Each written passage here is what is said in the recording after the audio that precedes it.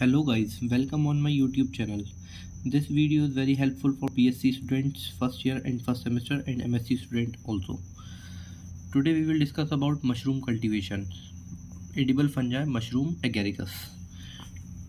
Mushroom cultivation, mushroom जो हमारा वो एडिबल फंजाई मतलब खाने वाली फंजाई जो है, एडिबल मीन्स खाने वाली फंजाई, मशरूम अगेरिकस। चलिए आइए बात करते हैं इसकी हिस्ट्री की। तो फर्स्ट पहला पॉइंट जो हमारा आता है इसमें वो आता है mushroom are the fruiting body of higher fungi mainly member of basidiomycotina fruiting body called mushroom some ascomycotina also give mushroom. Mushroom जो है हमारी फ्रूटिंग बॉडी है वो हायर फंजाई की, और जो मेंबर है वो हमारा बेसिडियोमाइकोटिना फ्रूटिंग बॉडी, उसमें मशरूम कहते हैं हम लोग, और एस्कोमाइटिना भी की कुछ वैरायटी भी हम लोग वो भी मशरूम देती हैं हमें। सेकंड पॉइंट है इसमें 7000 species of mushroom found where is only 100 species are edible, मतलब कि 7000 स्पीशीज़ में खाली हम लोग 100 स्पीशीज जो है खाने लायक हैं, एडिबल हैं। बाकी जो स्पीशीज़ हैं वो पॉइजनस भी हो सकती हैं, तो इसलिए हम लोग सिर्फ 100 स्पीशीज ही खा सकते हैं। तो थर्ड पॉइंट इसमें है date back 3000 BC mushroom used as a food Greek and Roman civilization and it is called gods food. It collects mushroom from natural habitat. 3000 BC around Greek और रोमन के जो लोग होते थे वो इसको मशरूम को अगेरिकस को गॉड फूड कहते थे। गॉड फूड क्यों कहते थे? गॉड फूड इसलिए कहते थे वो लोग क्योंकि जो मशरूम जो होता हमारा वो नेचुरल हैबिटेट से मिल जाता था, मतलब ईजिली ग्रो हो जाता था, आराम से मिल जाता था, कहीं पर भी आपको मतलब आराम से कहीं भी मिल जाता था। तो चलिए आइए बात करते हैं इसकी न्यूट्रिटिव वैल्यू की। न्यूट्रिटिव वैल्यू में फर्स्ट पॉइंट हमारा आता है mushroom are the richest source of vegetable protein, the amount of protein higher in mushroom than in cereal pulses fruit and vegetable. Mushroom जो है सबसे हाईएस्ट सोर्स है protein का, इसमें वेजिटेबल्स, पल्सेस, सीरियल, दालों से ज़्यादा होता है, फ्रूट से ज़्यादा प्रोटीन है इसके अंदर, वेजिटेबल से भी ज़्यादा प्रोटीन है। और सेकंड पॉइंट हमारा है mushroom contain all essential amino acids, amount of lysine are good in mushroom, मतलब जितनी भी हमारी बॉडी को जितनी भी एसेंशियल अमीनो एसिड्स मतलब जो भी मल्टीविटामिन टाइप जो होते हैं अमीनो एसिड्स और मशरूम जो ज़रूरत होती है वो सब मशरूम के अंदर है। Sufficient quantity of minerals elements such as calcium, sodium, potassium and phosphorus. इसके अंदर सफिशेंट क्वांटिटी में कैल्शियम भी है हमारा, सोडियम भी है, पोटेशियम भी है, फोस्फोरस भी है। नेक्स्ट पॉइंट क्या है? It contain little amount of fat starch found in mushroom, it is good for diabetic patient. Diabetic patient के लिए भी बहुत अच्छा है ये, इसमें फ़ैट कम होता है, स्टार्च कम होता है, डायबिटिक पेशेंट के लिए फ़ैट कम ही चलता है, तो ये गुड है डायबिटिक पेशेंट के लिए। एंड नेक्स्ट पॉइंट है it help reduce blood pressure, blood pressure को कम करता है, ओबेसिटी मोटापे को कम करता है, कॉन्स्टिपेशन कब्ज़ को भी कम करता है, उसमें भी आपको फ़ायदा पहुँचाता है ये। और लास्ट पॉइंट है mushroom also contain folic acid, a good source of iron, a good source of iron. Mushroom जो है वो हमारा कंटेन फॉलिक एसिड और वो गुड सोर्स है आयरन का। तो ये चलिए बात करते हैं टाइप्स ऑफ मशरूम ग्रोइंग, मतलब कहाँ का मशरूम हमारा ग्रो हो सकता है। On the basis of type of compose use for the cultivation of mushroom. तो फर्स्ट पॉइंट है grow on a fresh residue, fresh residue पे हो सकता है। रेसिड्यू मतलब जो पेड़ से अलग जो पत्ता हो जाता है गिरते हैं उस पर ग्रो हो सकता है। Mushroom that grow on only partially decompose plant residue, और जो टूट गई हैं और डिकम्पोज हो रही हैं प्लांट, उनकी पत्तियाँ या कुछ भी प्लांट से जो डिकम्पोज हो रहा है मटेरियल उस पर भी ग्रो हो सकता है। And next point is mushroom grow on well compose plant residue. Mushroom जो हमारा वो जो प्लांट है जो कंपोज पूरा हो चुका है, वेल कंपोज जो अच्छे से कंपोज हो रहा है उस पर भी ये आपका ग्रो हो सकता है।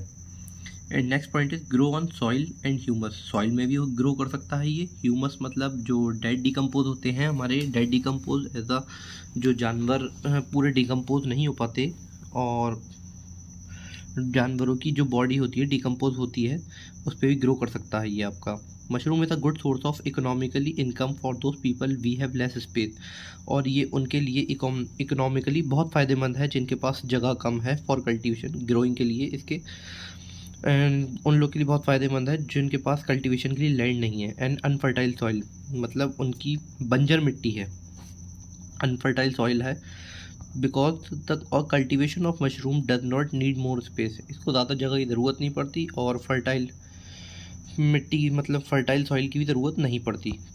Things need to cultivation of mushroom, हमें क्या क्या ज़रूरत पड़ेगी कल्टीवेशन ऑफ मशरूम के लिए।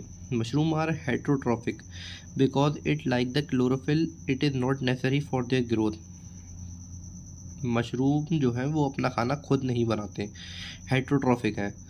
सूटेबल, इनको चाहिए टेम्परेचर जो कि मेनली अपने इंडिया में काफ़ी अच्छे से मिलता है 35 degree Celsius to 45 degree Celsius.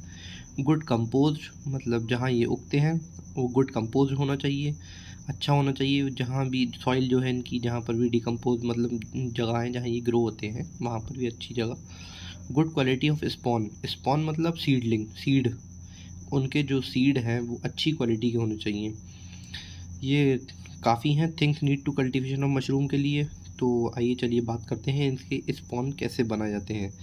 Uninfected wheat washed and boiled 20 to 30 minute, बिल्कुल अनइन्फेक्टेड जिसमें भी कोई इन्फेक्शन ना हो, वो वीट, उनको वीट जो होते हैं जो बिल्कुल कटे हुए ना हो, टूटे हुए ना हो, पूरे जो वीट होते हैं उनको बॉईल करा जाता है 20 to 30 मिनट। एंड देन ड्राइड, उसको फिर सुखा लिया जाता है और उसमें जिप्सम होता है उसको ऐड करते हैं, calcium carbonate and gypsum and calcium carbonate दोनों को मिलाया जाता है, जिप्सम को भी और कैल्शियम कार्बोनेट को वीट के अंदर। And packed this wheat in plastics and sterilise with autoclave, and autoclave में रखा जाता है फिर उसको, और प्लास्टिक में पैक करा जाता है। And store after some time, उसको स्टोर कर लेते हैं with the help of laminar air flow.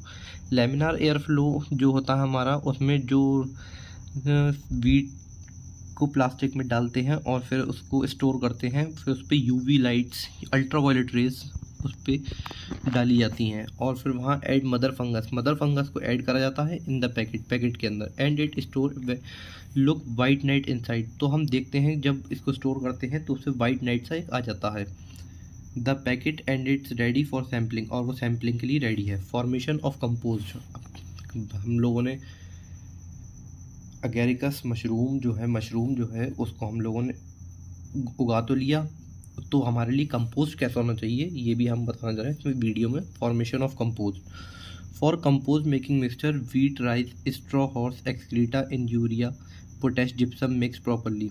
जो कंपोज है, जो इसमें जो मिट्टी उगेगा, ये जहाँ हम लोग इसका कल्टीवेट करेंगे, इसे कल्टीवेशन के लिए करेंगे, तो वो हम लोग को अच्छे से मिक्स, जो बचा हुआ जो धान रह जाता है, जब हमें गेहूं के धान में से निकाल लेते हैं सब कुछ राइस में से, और हॉर्स एक्सक्रीटर काउ डंग होता है उसमें यूरिया में मिलाकर पोटैश जिप्सम मिक्स अच्छे से प्रॉपरली उसको मिक्स कर लेंगे।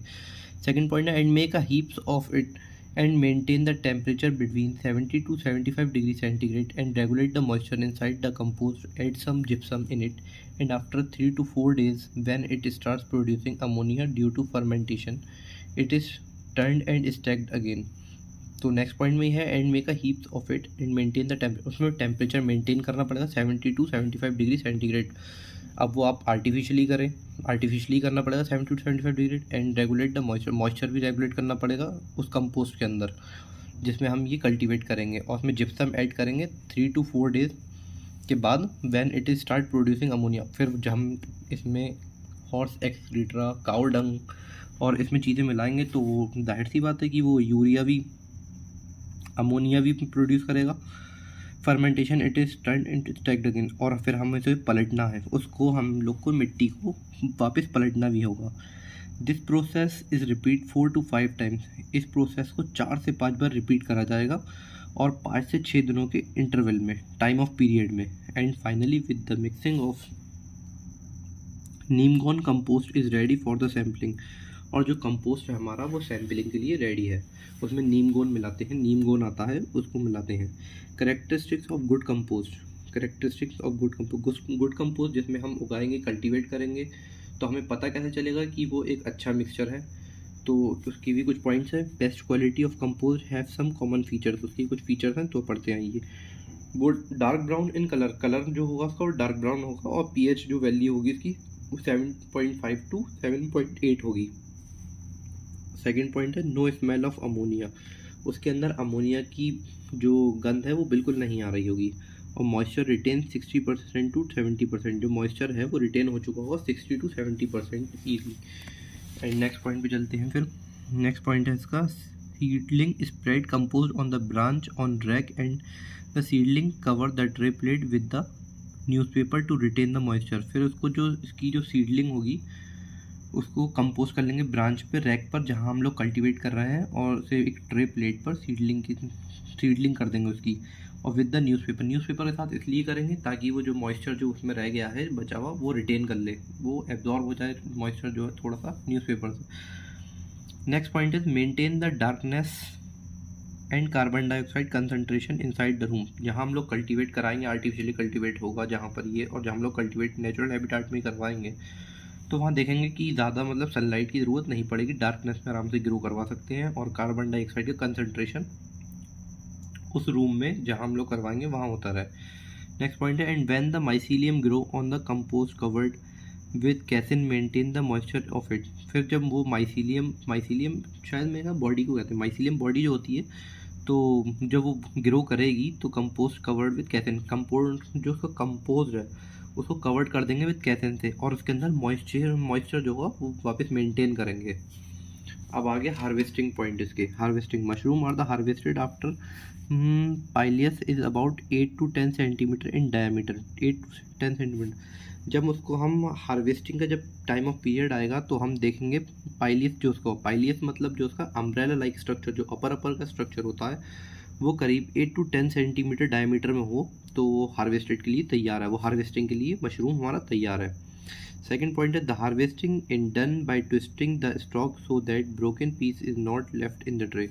जो हम लोग उसको, अब ऐसा नहीं ना कि मशरूम को ऐसे पकड़ा और खींच लिया ज़मीन से, उसको भी उसकी एक टेक्निक है हार्वेस्ट करने की। उसको हम पकड़ेंगे नीचे से बिल्कुल और उसको ट्विस्ट करेंगे, ज़मीन से ट्विस्ट करेंगे मतलब घुमाएंगे उसे, और फिर ऊपर की तरफ खींचेंगे, मतलब घुमा के फिर ऊपर की तरफ खींचेंगे, ताकि जो ब्रोकन पीस है, जो उसका नीचे वाला जो पीस है वो वापस लगा ना रह जाए सॉइल के अंदर, तो इसलिए वो पूरा का पूरा अगेरिकस मतलब पूरा मशरूम आ जाए। थर्ड पॉइंट है because if broken part left in the tray then it is become source of disease. जो बचा हुआ पार्ट है वो उसका सोर्स ऑफ डिजीज़ बन सकता है किसी का, कोई उस पर दूसरा फंगस ग्रो कर सकता है, कोई उस पर बैक्टीरिया लग सकता है जो उसका बचा हुआ पार्ट है, अगर ऐसा नहीं करा तो। When the harvesting of mushroom occur then the space become free on tray should be filled with sterilised soil. हाँ, जो आपका हार्वेस्टिंग जो हम करेंगे, जिस जगह से हम मशरूम निकालेंगे तो वो जगह भी खाली हो जाएगी, तो अब उस जगह को भरने के लिए हमें क्या करना है, स्टरलाइज्ड सॉइल।